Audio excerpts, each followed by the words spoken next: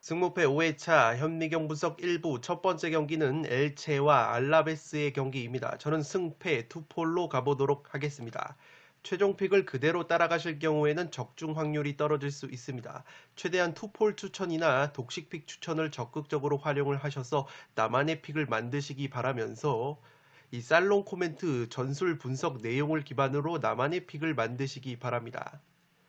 엘체 같은 경우에는 최근에 상승세를 타고 있습니다. 5경기 3승 1무 1패의 상승세를 타고 있는데 직전 레알 마드리드 원정에서도 2대2 무승부를 거둘 정도로 경기력이 상당히 올라오고 있습니다.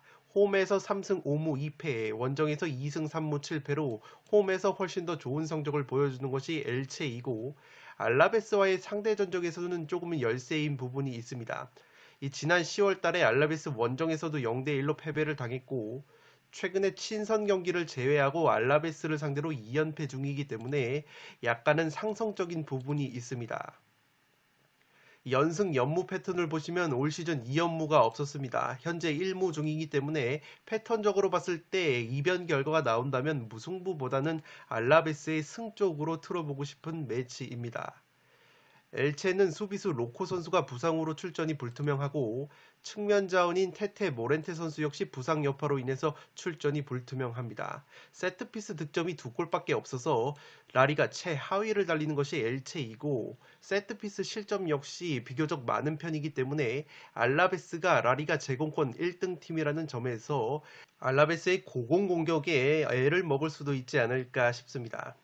최근에 엘체의 상승세를 이끌고 있는 것은 공격자원 루카스 보예 선수가 4경기에서 3골 2도움으로 맹활약을 하고 있고 바디아 골키퍼 역시 좋은 선방쇼를 보여주고 있기 때문에 골문이 든든한 면이 있습니다. 여기에 페레미아라는 공격수 역시 4경기에서 3골을 넣어주고 있고 이 프란 로드리게스 감독 부임 이후에 4-4-2 포메이션에서 엘체가 공격력이 살아나고 있는 것이 가장 큰 원동력이라고 보시면 되겠습니다. 11경기에서 17골이나 넣어주면서 엘체의 이름값에 비해서는 확실히 공격력이 올라온 모습이 있습니다. 이 공격수 루카스 페레스 선수가 카디스로 이적이 됐기 때문에 이 최전방에서 옵션이 사라진 부분이 있습니다. 알라베스 같은 경우에는 최근에 5경기 2무 3패로 흐름이 좋지가 못합니다. 직전 바르셀로나와의 홈경기에서도 0대1로 패배를 당했고 홈에서는 3승 3무 6패인데 원정만 가면은 1승 2무 7패로 조금은 원정고자 느낌이 나고 있습니다. 리그에서 16골밖에 넣지 못해서 최소 득점 1위 빈공을 보여주고 있는 알라베스의 공격진인데 그래도 알라베스의 공격진에는 올 시즌 10골을 넣어주고 있는 호셀루 선수가 있습니다. 그런데 호셀루 선수가 최근에 리그 3경기 무득점 침체에 빠져 있기 때문에 그러한 부분은 리스크라고 보시면 되겠습니다. 주전 수비형 미드필더 은디아이 선수가 출전이 불투명한 것을 제외하면 핵심 자원들의 이탈은 없을 것으로 보입니다.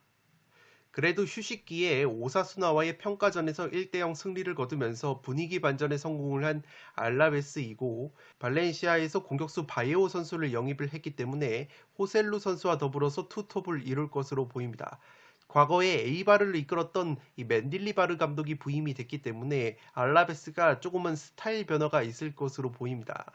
그런데 이 맨딜리바르 감독이 바르셀로나전에서 항의를 하다가 퇴장을 당했다는 소식이 있기 때문에 이 경기 지휘를 못할 수도 있지 않나 싶습니다. 살롱 코멘트에서 정리를 해드리면 이 경기는 최근 기세나 경기력만 놓고 보면 엘체의 승리가 그려지지만 변수가 있는 경기라고 생각이 됩니다. 먼저 엘체가 최근 프란 로드리게스 감독 체제에서 공격력이 살아났다고 말씀을 드렸는데 이 공격수 루카스 페레즈 선수가 카디스로 이적을 했습니다. 물론 이 루카스 페레즈 선수가 엘체에서 많은 골을 넣어주지는 못했는데 이 루카스 보예 선수와 페레미아라는 핵심 공격 자원이 건재하기 때문에 이 페레즈 선수의 공백이 그렇게까지 크지는 않을 것으로 생각이 됩니다. 다만 페레즈가 있을 때는 이 페레미아라는 공격수가 최근에 측면으로 빠져서 좋은 활약을 했었는데 페레즈 선수가 이적이 됐기 때문에 페레미아 선수가 측면이 아니라 최전방으로 이동할 가능성이 있습니다. 물론 원래 페레미아 선수가 최전방 공격을 선호를 한다는 점에서 별 문제가 없을 것으로 보이지만 최근에 컨디션이 좋았던 측면에서 갑자기 최전방으로 이동이 된다면 이 역할에 있어서 조금은 혼란을 느낄 수도 있지 않을까 싶습니다. 최근에 엘체가 알라베스전에서 2연패를 당하고 있다고 말씀을 드렸는데 알라베스 특유의 제공권과 롱볼 공격 그리고 세트피스 공격에 애를 먹었던 기억이 있습니다. 물론 엘체가 현재 바디아 골키퍼의 선방 감각이 좋고 기본적으로 홈에서 성적이 좋기 때문에 쉽게 패할 것 같지는 않습니다. 엘체의 베테랑 수비수 베르두 선수의 컨디션이 나쁘지가 않은데 엘체가 알라베스의 2연패를 당했을 때 공교롭게도 이 베르두 선수가 모두 결장한 경기였습니다. 가장 최근에 엘체가 알라베스를 이긴 경기가 2020년 10월 알라베스 원정 2대0 승리였는데 당시 엘체의 수비 조합이 바디아 골키퍼와 중앙 수비수 베르두 선수의 조합이었습니다. 그렇기 때문에 이 두 선수가 최근 컨디션이 좋은 엘체가 기대를 걸어볼 만하지 않을까 싶습니다. 다만 알라베스 역시 발렌시아에서 바이오라는 공격수를 영입을 했다고 말씀을 드렸는데 이 마누 바이오 선수가 발렌시아에서 백업으로 활약을 했지만 지난 시즌에 5골을 넣어줬고 이 특징적인 것이 바이오 선수가 키는 크지 않은데 상당히 활동량이 많아서 수비 가담에 적극적입니다. 그렇기 때문에 최전방에서 장신 공격수 호셀루 선수와 이 빅앤스몰 투톱을 이루면서 굉장히 좋은 케미를 보여줄 수도 있지 않을까 싶습니다. 여기에 이 맨딜리바르 감독이 과거 에이바르 시절에 이 전방 압박을 추구하던 감독으로 유명하기 때문에 알라베스가 이 맨딜리바르 감독 체제에서 빡빡한 전방 압박을 들고 나올 수도 있지 않을까 싶습니다. 이 바이오라는 선수가 활동량이 많기 때문에 이 맨딜리바르 감독이 주문하는 전방 압박을 제대로 수행을 해줄 수 있다면 엘체가 또다시 알라베스를 상대로 고전을 할 수도 있는 결과가 만들어질 수도 있지 않을까 싶습니다. 패턴적으로 봤을 때 엘체가 올 시즌 2연속 무승부가 없기 때문에 이 투포를 노려본다면 이 과감하게 무승부보다는 알라베스의 승리로 이변을 노려볼 수 있는 매치이지 않나 싶습니다. 1번 경기는 승패 투폴로 가보도록 하겠습니다.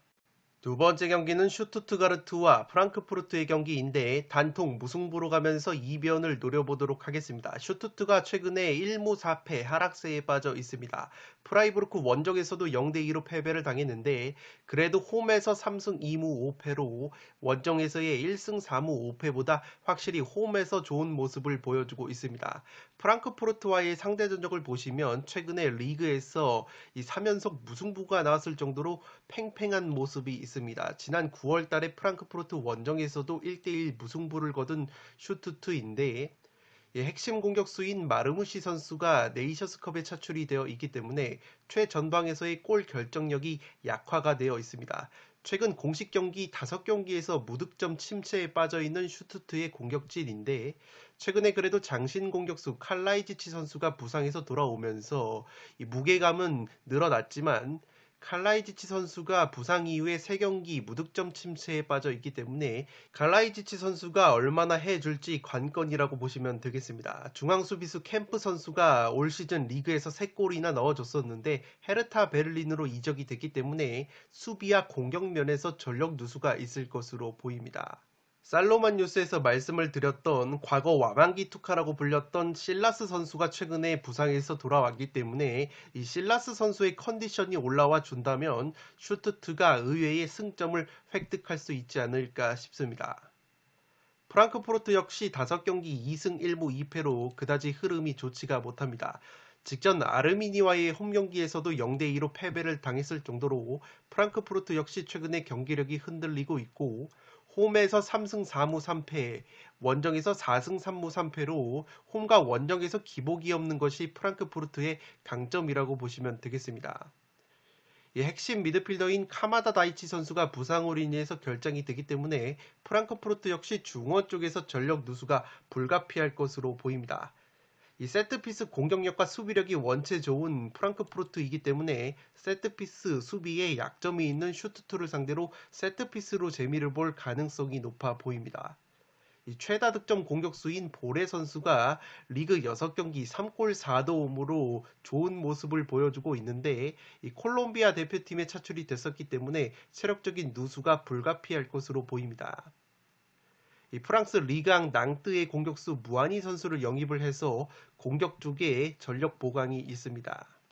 분데스리가에서 활동량 2위를 자랑하고 측면 크로스가 3위나 될 정도로 측면 공격에 강점이 있는 것이 프랑크푸르트라고 보시면 되겠습니다. 살롱 코멘트에서 정리를 해드리면 이 맞대결은 최근 3연속 무승부가 나왔던 팽팽한 매치업입니다. 다만 올 시즌 슈투트가 지난 시즌에 비해서 너무나 빈곤한 득점력을 보여주고 있습니다. 최근 5경기 무득점 침체에 빠져있는 슈투트의 공격진인데 그래도 부상에서 돌아온 장신 공격수 칼라이지치 선수가 3경기 풀타임을 소화를 하면서 컨디션을 끌어올리고 있는데 아직까지 득점이 없습니다. 여기에 마르무시라는 공격 자원 역시 아직까지 네이션스컵에 차출이 되어 있기 때문에 이번 경기 역시 슈투트가 골 결정력에 있어서 문제점을 드러낼 수도 있지 않나 싶습니다. 여기에 수비수 캠프 선수가 헤르타로 이적이 됐는데 이 올 시즌 슈투트가 공격 자원들의 컨디션이 떨어져 있다 보니까 이 득점 20골 중에서 7골이 수비수들의 발끝에서 나왔는데 이 마브로파노스라는 수비수가 4골, 캠프 선수가 3골이나 넣어줬을 정도로 캠프 선수의 득점 비중이 상당히 많았는데 이 캠프 선수가 헤르타로 빠지면서 수비뿐만 아니라 공격도 이 전력 누수가 불가피할 것으로 보입니다. 마찬가지로 프랑크푸르트가 최근 3경기 1무 2패, 직전 홈에서 아르미니에게 패하면서 분위기가 좋지가 못합니다. 여기에 주전 미드필더 카마다 다이치 선수가 부상으로 결장이 되기 때문에 중원 쪽에 전력 누수가 예상이 됩니다. 그래도 이적 시장에서 낭뜨의 공격수 무아니를 영입해서 공격의 다양성을 늘렸고 이 최전방에 보레나 린스트렘 같은 선수들이 있기 때문에 활약 면에서는 확실히 프랑크가 슈투트보다 앞서는 면이 있습니다. 다만 우려스러운 것은 프랑크푸르트의 핵심 수비수인 힌터레거 선수가 부상 여파로 출전이 불투명하다는 소식이 있는데 이 힌터레거가 나오지 못한다면 이 노장 선수인 하세베 마코토 선수가 중앙 수비로 출전할 가능성이 높아 보입니다. 하세베 선수가 원체 노련한 선수이기는 해도 38살의 나이인데다가 신장이 그렇게까지 크지 않기 때문에 만약에 하세베 선수가 중앙 수비로 나오게 된다면 슈투트의 장신 공격수 이 칼라이지치 선수의 뚝배기를 제어하는데 애를 먹을 수도 있지 않을까 싶습니다. 이 또한 주어진 배당에 비해서 프랑크푸르트 쪽으로 너무 구매율이 몰린 감이 있기 때문에 맞대결에서 최근 3연속 무승부가 나온 만큼 이 경기 역시 의외의 슈투트 사이드도 가져가 봄직한 매치라고 생각이 됩니다. 슈투트가 올 시즌 넣은 22골 중에서 16골이 홈에서 넣은 골들이고 한 가지 더 걸어볼 만한 것은 살로만 뉴스에서 소개를 했었던 이 실라스라는 선수가 과거 와만기투카라고 불렸던 선수인데 이 지난 시즌 초반에 굉장히 폭발적인 돌파력과 득점력을 보여주면서 슈투트의 상승세를 이끌었던 선수입니다. 이 감독의 기자회견에 따르면 이 실라스 선수가 최근에 부상에서 돌아온 다음에 이 몸 상태를 꾸준히 끌어올렸기 때문에 이 선발로 60분 정도는 소화할 수 있는 몸 상태가 됐다고 합니다. 실제 이 겨울 휴식 기간에 친선 경기에서도 45분 정도를 소화를 하면서 몸 상태를 끌어올린 실라스이기 때문에 이 실라스 선수가 지난 시즌 와만기투가라고 불렸던 시절의 컨디션을 보여줄 수 있다면 홈에서 슈투트가 의외의 선전을 할 수도 있는 매치이지 않나 싶습니다. 올 시즌 홈에서는 고점 경기력이 나오면 호펜하임이나 마인츠 같은 중상위권 팀들도 잡아냈던 슈투트이기 때문에 최근에 경기력이 떨어진 프랑크푸르트를 상대로 홈에서 충분히 무승부 정도는 노려볼 수 있는 매치이지 않나 싶습니다. 따라서 이번 경기는 과감하게 단통 무승부로 가보도록 하겠습니다. 3번 경기는 마인츠와 호펜하임의 경기인데 승무패로 지어보도록 하겠습니다. 이 단통픽을 노리실 분들은 홈팀 마인츠의 단통 승리를 추천드리도록 하겠습니다. 마인츠가 최근에 5경기 1승 4패 하락세에 빠져 있습니다. 직전 꼴찌 그로이터 원정에서도 1대2로 패배를 당한 마인츠인데 그래도 홈에서 6승 3무 1패로 원정에서의 2승 0무 8패보다 확실히 홈 깡패 면모가 있는 것이 마인츠입니다. 득점과 실점 면에서도 홈에서 확실히 좋아지는 것이 마인츠이고 호펜하임과의 상대 전적 면에서도 최근에 리그 3경기를 기준으로 호펜하임을 상대로 2승 1무의 상대 전적 우위가 있습니다. 지난 9월 달에도 호펜하임 원정을 떠나서 2대0 승리를 거뒀던 마인츠이기 때문에 마인츠 특유의 전방 압박이 또다시 효과를 발휘한다면 홈에서 마인츠가 좋은 경기를 할 수 있을 것으로 보입니다. 백업 미드필더 잉바르첸 선수가 부상이기 때문에 출전 여부가 불투명합니다. 마인츠의 최대 강점은 세트피스라고 볼 수 있겠는데 세트피스 득점이 6골로 기대 득점 8.2골에는 못 미치지만 확실히 세트피스 공격력이 좋고 이 세트피스 수비 같은 경우에는 실점이 한 골밖에 되지 않아서 분데스리가에서 세트피스 수비가 가장 좋은 팀이라고 보시면 되겠습니다. 3백 수비가 굉장히 탄탄한 것이 마인츠이고 최소 실점 공동 2위를 달릴 정도로 홈에서만큼은 그 수비력이 상당히 늘어난다고 보시면 되겠습니다. 다만 우려스러운 것은 주포 공격 자원인 버카르트 선수가 최근에 7경기에서 득점이 없습니다. 2개의 어시스트만 있기 때문에 헤딩 뚝배기가 좋은 오니시보의 뚝배기를 믿어봄직한 이 마인츠의 공격이라고 보시면 되겠습니다. 우리나라의 이재성 선수 역시 리그에서 3골 2도움으로 맹활약을 하고 있는데 이재성 같은 경우에는 최근에 A매치 경기를 연이어서 소화를 했기 때문에 체력적인 누수 때문에 선발 여부는 불투명할 것으로 보입니다. 분데스리가에서 제공권 4위를 기록을 할 정도로 높이의 강점이 있는 것이 마인츠라고 보시면 되겠습니다. 호펜하임 역시 최근에 하락세에 빠져 있습니다. 1승 1무 3패, 3연패 수렁에 빠져 있는데 직전 도르트문트와의 홈 경기에서 아쉽게 2대3으로 패배를 당했습니다. 홈과 원정 성적을 비교해 봤을 때 홈에서 6승 2무 2패, 원정에서 3승 2무 5패로 호펜하임의 경우에는 원정에서 성적이 떨어지는 약점이 있습니다. 이 미드필더 루디 선수가 징계로 결정이 되고 오른쪽 윙백 악포구마 선수 역시 부상으로 출전이 불투명합니다. 여기에 수비수 리차즈 선수 역시 부상으로 출전이 불투명하고 이 미드필더 바움가르트너 선수 역시 불투명하기 때문에 이 중원과 수비 쪽의 전력 누수가 불가피할 것으로 보입니다. 세트피스 득점이 7골로 많지만 앞서 말씀을 드린 것처럼 마인츠가 세트피스 수비가 원체 강한 팀이기 때문에 세트피스로 호펜하임이 득점을 하는 것은 어렵지 않을까 싶습니다. 분데스리가에서 제공권이 14위밖에 되지 않기 때문에 이 제공권이 좋은 마인츠를 상대로 높이에서 애를 먹을 가능성이 높아 보입니다. 호펜하임의 수비형 미드필더 사마세쿠 선수가 네이션스컵에서 복귀가 됐기 때문에 이 중원 쪽의 전력 강화가 예상이 되는 호펜하임이라고 보시면 되겠습니다. 여기에 중앙 미드필더 그릴리치 선수가 복귀가 가능할지가 관건이라고 보시면 되겠는데 그릴리치 선수가 유사시의 수비로 활약을 할 수 있기 때문에 이 그릴리치 선수의 복귀 여부가 은근히 중요할 것으로 보입니다. 최근에 주포 공격수 크라마리치 선수가 득점이 없었는데 도르트문트전에서 오랜만에 골맛을 봤고 여기에 베부나 루터, 다브루 같은 공격 자원들이 있기 때문에 공격의 다양성 측면에서는 마인츠보다 호펜하임이 한 수 위라고 보시면 되겠습니다. 분데스리가에서 최다 득점 4위를 달릴 정도로 이 막강한 공격력이 최대 강점이라고 보시면 되겠습니다. 살롱 코멘트에서 정리를 해드리면 최근 맞대결 3차례가 마인츠가 2승 1무로 우위를 점했는데 마인츠 특유의 전방 압박이 호펜하임을 곤욕스럽게 만든 바 있습니다. 지난 직전 맞대결에서도 마인츠가 선제골을 넣는 과정에서 마인츠가 전방 압박을 통해 호펜하임의 공을 뺏어냈고 그것이 버카르트 선수의 선제골로 연결이 된 만큼 마인츠 특유의 전방 압박이 호펜하임을 상대로 상당히 효율적으로 작동하는 부분이 있습니다. 최근에 호펜하임이 패배를 당했던 이 팀들을 보면 우니온 베를린, 도르트문트 같이 전방 압박이 강한 팀들에게 호펜하임이 패배를 당했었기 때문에 분데스리가에서 최고 수준의 전방 압박을 보여주는 마인츠를 상대로 또다시 전방 압박을 풀어내지 못한다면 굉장히 고전을 할 수도 있는 경기라고 생각이 됩니다. 여기에 제공권과 세트피스 면에서 마인츠가 우위인 점도 마인츠에게 유리한 요소라고 할 수 있겠습니다. 다만 우려스러운 것은 마인츠가 핵심 공격수 버카르트 선수가 최근 득점 감각이 썩 좋은 편은 아니고 최근 공식 경기 5경기에서 마인츠가 1승 4패로 딱 한 번밖에 승리가 없는 마인츠이기 때문에 이 경기력이 의외로 떨어질 수도 있지 않을까 싶습니다. 호펜하임 역시 공식 경기 3연패를 기록 중이지만 직전 도르트문트전에서는 경기 내용은 도르트문트보다 훨씬 나았던 부분이 있습니다. 또한 주포 크라마리치 선수가 오랜만에 골맛을 봤고 백업 자원 공격이 풍부한 호펜하임이 화력적으로 마인츠에 앞서는 부분이 있습니다.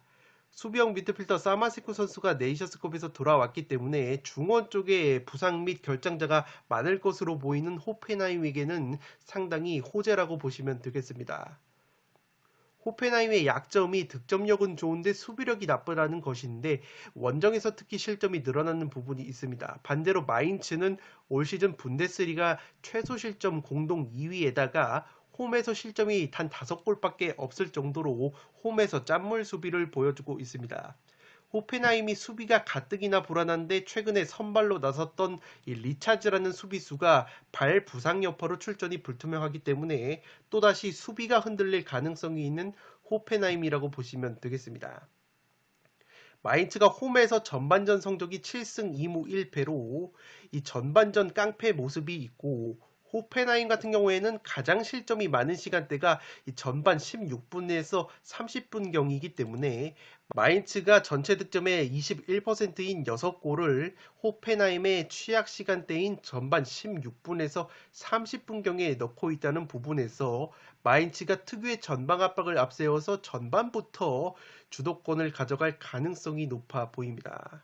다만 호펜하임의 올 시즌 막강한 공격력을 고려를 했을 때 충분히 호펜하임 사이드도 가져갈 만한 경기라고 생각이 되고 제가 승무패로 지우는 이유는 양팀 특징이 선제골을 넣으면 리드를 잘 지키는 편인데 호펜하임의 경우에는 지고 있을 때 추격골을 상당히 잘 넣는 팀이기 때문에 무승부로 끝나는 양상도 그려지기 때문에 승패로 가르는 것보다는 안정적으로 승무패로 지어볼 만한 매치라고 생각이 됩니다.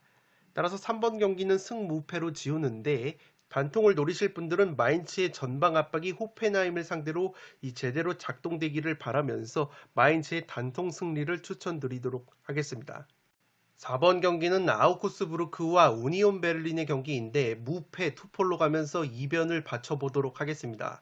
아우쿠스부르크가 최근에 5경기 3무 2패 하락세에 빠져 있습니다. 레버쿠젠 원정에서도 1대5로 대패를 당한 아우쿠스부르크인데 그래도 홈에서 3승 3무 3패로 원정에서의 1승 4무 6패보다 확실히 홈에서 다부진 면모가 있습니다. 최근 우니온과의 상대 전적을 보시면 2승 3무 1패로 우위에 있는 아우쿠스부르크이고 지난 9월 달에 우니온 원정을 떠나서도 0대0 무승부를 거뒀습니다. 최근 우니온과의 리그 맞대결 3경기 2승 1무의 우위가 있는 아우쿠스부르크이기 때문에 충분히 홈에서 무승부 정도는 가져갈 수 있는 매치라고 보여지고 부상 및 결장자 의심자로는 주전급 부상이 없기 때문에 이 전력 누수 면에서도 우니온보다 유리한 면이 있습니다. 세트피스 득점이 7골로 공동 3위나 될 정도로 의외로 세트피스 득점이 많은 것이 아우쿠스부르크이고 세트피스 실점 역시 3골로 준수한 수비력을 보여주고 있기 때문에 우니온 베를린이 강점이 세트피스라는 부분에서 만약에 이 아우쿠스부르크의 세트피스 수비에 우니온이 세트피스로 재미를 보지 못한다면 굉장히 어려운 경기를 할 수 있지 않을까 싶습니다. 아우쿠스부르크의 약점이 골 결정력인데 그래도 장신 공격수 그레고리슈 선수가 최근에 3경기 2골을 넣어주고 있고 미국 대표팀 공격수인 젊은 공격자원 페피 선수가 영입이 됐는데 페피 선수는 최근에 3경기 무득점이기 때문에 아직까지 리그에 적응을 하지 못한 모습이 있습니다. 반대로 우니온은 최근 5경기 4승 1무의 상승세를 타면서 이 순위가 어느덧 4위까지 치고 올라왔습니다. 홈과 원정을 비교해 봤을 때 홈에서 6승 3무 1패, 원정에서 3승 4무 3패로 원정에서 성적과 수비력이 떨어지는 약점이 있습니다. 분데스리가 최소 실점 3위, 수비력이 탄탄하기 때문에 수비가 최대 강점이라고 보시면 되겠습니다. 백업 오른쪽 윙백 리에르손 선수와 주전 미드필더 프레멜 선수가 코로나19로 인해서 출전이 불투명하기 때문에 전력 누수가 불가피할 것으로 보입니다. 헝가리 대표팀에서 활약을 하고 있는 중앙 미드필더 셰페르 선수가 영입이 됐기 때문에 중원 쪽에 전력 보강이 있습니다. 다만 우려스러운 것은 에이스 공격 자원인 막스 크루제 선수가 볼프스부르크로 이적이 됐기 때문에 이 화력 약화가 우려가 됩니다. 또한 중앙 수비수 프리드리히 선수가 메넨글라트바흐로 이적이 됐기 때문에 이 프리드리히 선수가 세트피스 상황에서 뚝배기 한 방이 굉장히 좋은 수비수라는 부분에서 우니온이 자랑하는 세트피스 공격력이 떨어질 가능성이 있어 보입니다. 그래도 최다 득점 공격수인 아오니 선수가 네이션스컵에서 돌아왔기 때문에 그러한 부분은 고무적이라고 할 수 있겠습니다. 살롱 코멘트에서 정리를 해드리면 뭔가 아웃국으로 조금 끌리는 매치라고 보시면 되겠습니다. 먼저 아웃국이 최근 우니온 상대로 강한 면모가 있었고 기본적으로 아웃국이 홈에서 성적과 경기력이 상승하는 부분이 있습니다. 여기에 우니온의 에이스 공격 자원인 막스 크루제 선수가 볼프스부르크로 이적이 되기 때문에 이 수비수 프리드리히 선수의 이적까지 겹친다면 공격과 세트피스 공격이 상당히 위력이 떨어질 수도 있지 않을까 싶습니다. 여기에 올 시즌 4골이나 넣어줬던 중앙 미드필더 프레멜 선수가 코로나19 여파로 출전이 불가능한 것도 이 전력 누수라고 보여집니다. 다만 그래도 프레멜 선수의 공백은 새롭게 영입을 한 셰페르라는 이 미드필더가 메워줄 수도 있어 보이고 프리드리히라는 수비수의 공백은 프라이부르크에서 데려온 수비수 하인츠 선수가 어느 정도 메워주고 있기 때문에 우니온의 전력 누수가 생각보다는 심하지 않을 수도 있어 보입니다. 우니온의 강점이 세트피스라고 말씀을 드렸는데 이 아우쿠스부르크가 의외로 세트피스 공수에서 기록적으로 봤을 때는 우니온보다도 좋은 기록을 보여주고 있기 때문에 우니온의 강점인 세트피스가 살아나지 않는다면 아우쿠스부르크를 상대로 상당히 어려운 경기를 하지 않을까 싶습니다.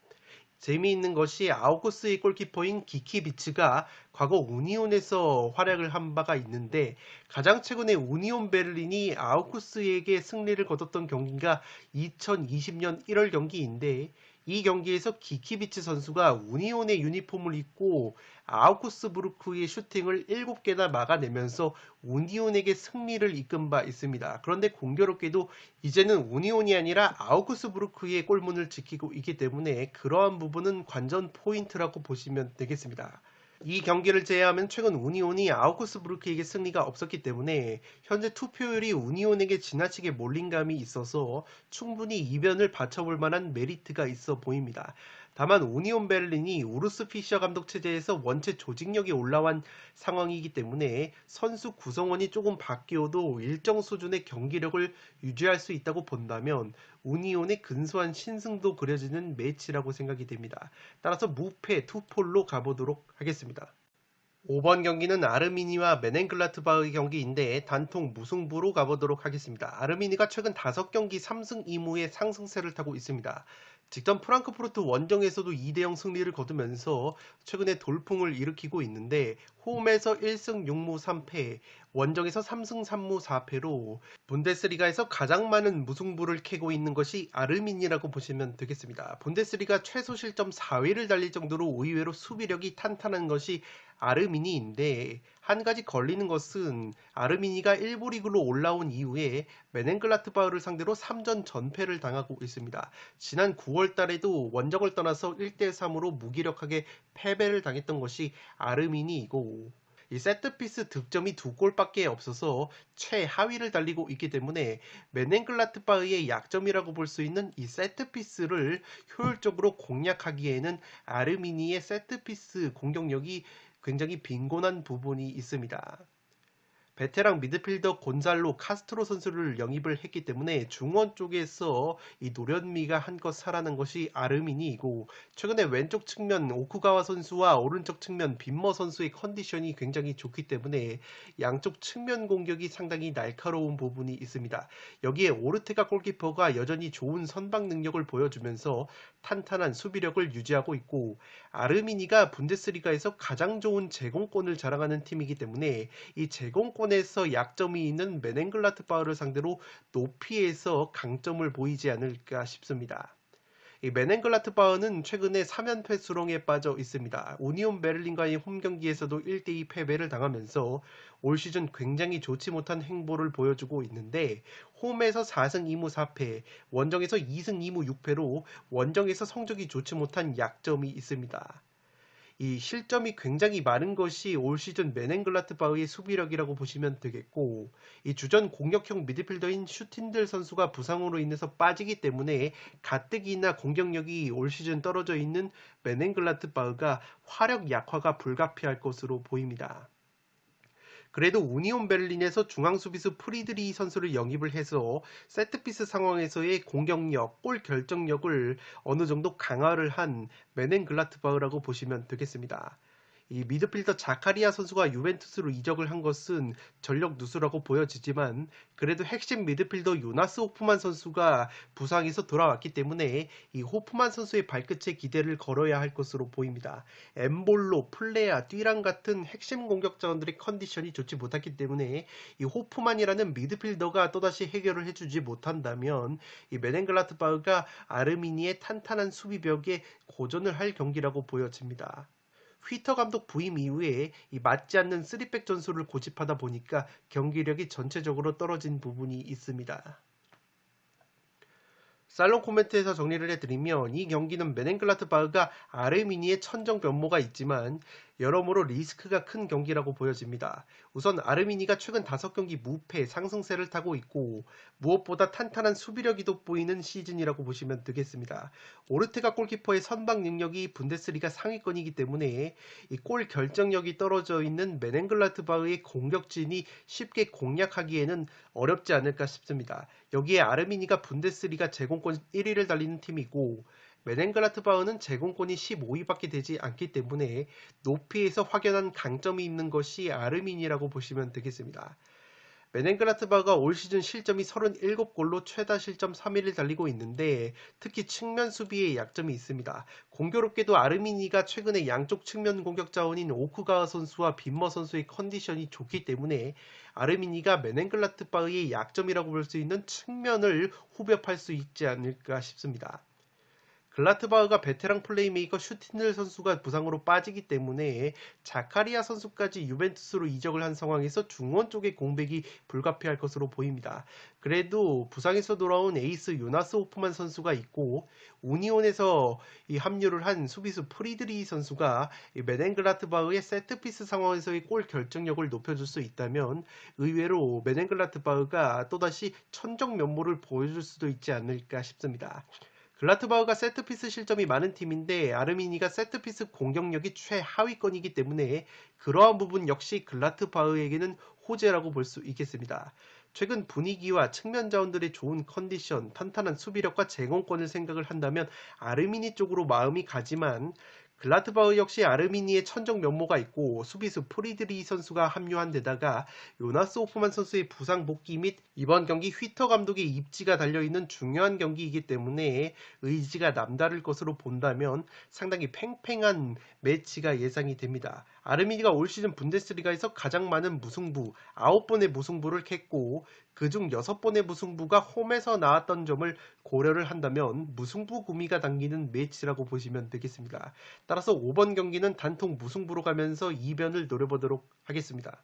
6번 경기는 쾰른과 프라이부르크의 경기인데 이 경기 역시 승무패가 모두 보이기 때문에 승무패로 지어보도록 하겠습니다. 단통 픽 추천으로는 무승부를 추천드리도록 하겠습니다. 쾰른이 직전 보움 원정에서 2대2 무승부에 그쳤습니다. 홈과 원정을 비교해봤을 때 홈에서 5승 3무 2패로 원정에서의 2승 5무 3패보다 확실히 홈에서 좋은 모습을 보여주는 것이 쾰른이라고 보시면 되겠습니다. 상대전적 면에서 팽팽한 면이 있습니다. 2승 1무 3패의 흐름을 보여주고 있고 지난 9월달에 프라이부르크 원정을 떠나서 1대1 무승부를 거둔 바 있습니다. 주전 골키퍼인 티모 오른 선수가 코로나로 인해서 출전 여부가 불투명하기 때문에 골문이 헐거워질 가능성이 있어 보입니다. 여기에 바움가르트 감독이 코로나 양성이 떴다는 소식이 있기 때문에 이 바움가르트 감독이 현장에서 지휘가 불가능할 것으로 보입니다. 리그에서 8번의 무승부가 있었기 때문에 최다 무자비 공동 2위를 달리고 있고 세트피스 득점력은 준수하나 세트피스 수비력이 상당히 약하기 때문에 분데스리가에서 가장 좋은 세트피스 공격력 13골을 넣고 있는 프라이부르크의 세트피스를 막아냄에 있어서 상당히 어려울 수도 있는 매치라고 보여집니다. 쾰른이 올 시즌 상승세를 타고 있는 것이 주포 공격수 모데스테 선수가 리그에서 13골이나 넣어주고 있고 최근 6경기에서 6골 맹활약을 하고 있습니다. 이 모데스테 선수가 지난 프라이부르크 원정에서도 뚝배기 헤딩으로 선제골을 넣었다는 부분에서 이번 경기 역시 모데스테 선수의 활약이 기대가 되고 있습니다. 핵심 미드필더 스키리 선수가 네이션스컵에서 복귀가 됐기 때문에 중원 쪽의 전력 강화가 예상이 되는 쾰른이라고 보시면 되겠습니다. 쾰른의 특징이 분데스리가에서 크로스 횟수가 가장 많은 팀이고 이 전방 압박 역시 가장 빡세게 펼치는 팀이기 때문에 상당히 팀 컬러가 확실하다고 보시면 되겠습니다. 여기에 분데스리가에서 제공권이 2등이나 될 정도로 높이가 좋기 때문에 측면에서 날아오는 크로스 그리고 최전방의 모데스테 같은 뚝배기가 좋은 공격수들의 헤딩 한 방이 무섭다고 보시면 되겠습니다. 다만 전방 압박이 굉장히 빡세게 이루어지다 보니까 역습 실점, 수비 뒷공간 노출이 되면서 역습 실점이 많다는 것이 약점이라고 보시면 되겠습니다. 프라이부르크는 올 시즌 순항을 거듭하고 있습니다. 최근 5경기 3승 1무 1패의 흐름을 보여주고 있고 슈투트와의 홈경기에서도 2대0 승리를 거뒀습니다. 홈과 원정에서 기복이 없는 성적을 보여주는 것이 프라이의 강점이라고 보시면 되겠고 분데스리가에서 실점이 23골로 최소 실점 공동 2위를 달릴 정도로 수비력이 상당히 탄탄한 것이 프라이의 강점이라고 보시면 되겠습니다. 주전급 결장 자원도 없기 때문에 전력 누수 면에서도 쾰른보다 유리한 면이 있습니다. 앞서 말씀을 드린 것처럼 세트피스 공격력이 분데스리가에서 가장 좋은 팀이 프라이부르크이고 다만 프라이부르크가 역습 득점이 한 골밖에 없기 때문에 이 쾰른의 최대 약점이라고 할 수 있는 수비 뒷공간 노출에 따른 역습 실점, 역습으로 프라이부르크가 쾰른을 상대로 골을 넣기에는 어려운 경기이지 않나 싶습니다. 플레켄 골키퍼가 원체 좋은 선방 능력을 보여주고 있기 때문에 쾰른 역시 쉽사리 프라이부르크의 골문을 열기에는 어려운 매치라고 보여지고 우리나라의 정우영 선수 역시 리그에서 4골을 넣어주면서 준수한 활약을 펼쳐주고 있습니다. 다만 아쉬운 것은 에이스 측면 자원인 그리포 선수가 컵대회에서는 2골을 넣었지만 최근 분데스리가에서 3경기 무득점 침체에 빠져 있고 최전방 공격 자원인 헬러 선수 같은 경우에는 활동량은 좋지만 항상 골 결정력이 아쉽기 때문에 최근 모든 대회 7경기 무득점 침체에 빠져 있습니다. 살롱 코멘트에서 정리를 해드리면 양팀 모두 측면 공격, 크로스 위주의 공격 패턴을 보여주지만 쾰른은 4백을 사용을 하고 프라이부르크는 3백을 사용하는 차이점이 있습니다. 또한 전방 압박은 쾰른이 훨씬 더 적극적인 모습이 있고 다만 수비 뒷공간 노출에 따른 역습 실점이 가장 많은 것이 쾰른이라고 보시면 되겠습니다. 다만 프라이부르크가 역습이 강한 팀이 아니기 때문에 그 부분은 쾰른에게 호재라고 보여지지만 쾰른이 세트피스 수비가 약점인데 프라이부르크가 세트피스 공격력이 분데스리가에서 가장 강한 팀이기 때문에 쾰른이 프라이부르크의 세트피스 공격을 막아냄에 있어서 상당히 어려운 매치가 될 것으로 보입니다. 반면에 쾰른이 지난 1차전 맞대결에서 측면에서 올린 크로스를 최전방의 공격수 모데스테 선수가 헤딩 뚝배기로 선제골로 연결을 했던 것처럼 쾰른 특유의 측면 공격과 전방 압박이 프라이를 상대로 빛을 발할 가능성이 있어 보입니다. 탄탄한 수비력과 세트피스 공격력이 강하다는 부분은 프라이 쪽에게 웃어주는 요소이고 쾰른이 홈에서 성적과 경기력이 상승하고 지난 맞대결에서 쾰른 특유의 측면 공격으로 재미를 봤다는 점은 쾰른에게 웃어주는 요소이기 때문에 굉장히 팽팽한 매치가 예상이 됩니다. 쾰른의 핵심 미드필더 스키리 선수가 네이션스컵에서 돌아왔고 지난 맞대결에서도 쾰른이 한 명이 퇴장을 당한 상태에서 자책골로 동점을 내줬기 때문에 이 경기력 면에서 프라이를 상대로 전혀 밀린 부분이 없습니다. 다만 변수는 쾰른의 주전 골키퍼 호른 선수가 코로나 여파로 출전이 불투명하고 이 바움가르트라는 쾰른의 감독 역시 코로나 양성 판정을 받았기 때문에 현장 지휘가 불가능할 것으로 보입니다. 이 바움가르트 감독이 원체 개성이 강한 감독이고 쾰른이라는 팀이 이 바움가르트 감독 체제에서 굉장히 역동성이 증가한 팀이기 때문에 바움가르트 감독의 현장 지휘가 없다면 쾰른이 자랑하는 조직적인 전방 압박이 제대로 작동이 되지 않을 가능성도 있기 때문에 이 바움가르트 감독의 코로나19 양성 소식이 꽤나 큰 전력 누수로 작용을 할 수도 있지 않을까 싶습니다. 따라서 이러한 변수도 많은 경기이기 때문에 승무패 모두 보인다는 점에서 승무패로 지어보도록 하겠고, 그래도 하나를 찍으라면 어느 한쪽으로 기우는 매치는 아니라고 보여지기 때문에 단통 무승부를 추천드리도록 하겠습니다. 7번 경기는 마요르카와 카디스의 경기인데 마요르카의 단통 승리로 가보도록 하겠습니다. 투폴 추천으로는 무승부까지 받쳐보실 것을 추천드리도록 하겠습니다. 마요르카가 최근 5경기 2승 3패 좋지 못한 흐름을 보여주고 있습니다. 라요와의 컵대회 원정 경기에서도 0대1로 패배를 당한 마요르카인데 그래도 홈에서는 2승 6무 2패로 원정에서의 2승 2무 7패보다는 확실히 다부진 모습이 있습니다. 특히 이 6번의 무승부가 있기 때문에 굉장히 무자비 면모가 있고 카디스와의 상대 전적을 보시면 2승 3무로 굉장히 무승부가 많았던 전적이 있습니다. 지난 10월 카디스 원정에서도 1대1 무승부를 거뒀던 매치업이기 때문에 폴더수의 여유가 있다면 무승부까지 가져가고 싶은 매치라고 보시면 되겠습니다. 이 실점이 홈에서 3배 이상 감소가 되기 때문에 마요르카가 특유의 홈에서의 짠볼 수비를 보여줄 수 있다면 충분히 승리를 가져갈 수 있는 매치라고도 보여집니다. 주전 중앙수비수 루소 선수가 퇴장 징계로 결정이 되는 것은 전력 누수라고 볼 수 있겠습니다. 주전 수비형 미들필더 바바 선수 역시 불투명하다는 소식이 있기 때문에 이 전력 누수가 없는 것은 아니라고 보여지고, 이 세트피스 득점과 실점 면에서 이 카디스보다 상당히 좋은 부분이 있습니다. 특히 수비력 면에서 마요르카가 세트피스 실점이 3골밖에 되지 않기 때문에 카디스가 올 시즌 의외로 세트피스 득점이 많다는 부분에서 만약에 카디스가 세트피스로 재미를 보지 못한다면 마요르카가 특유의 홈에서의 꾸역승, 꾸역무까지 거둘 수 있는 매치라고 보여집니다. 이 롱볼 공격 위주의 공격 패턴이 있고 이 전방 압박 면에서는 확실히 카디스보다 적극적인 면이 있습니다. 베테랑 공격수 다니 로드리게스 선수가 최근 3경기에서 한 골을 넣어주고 있는데 이 라치오에서 장신 공격수 무리키 선수를 영입을 했기 때문에 이 마요르카가 자랑하는 세트피스 상황에서의 제공권이 한층 더 강해진 부분이 있습니다. 카디스 같은 경우에는 최근에 나쁘지 않은 흐름을 보여주고 있습니다.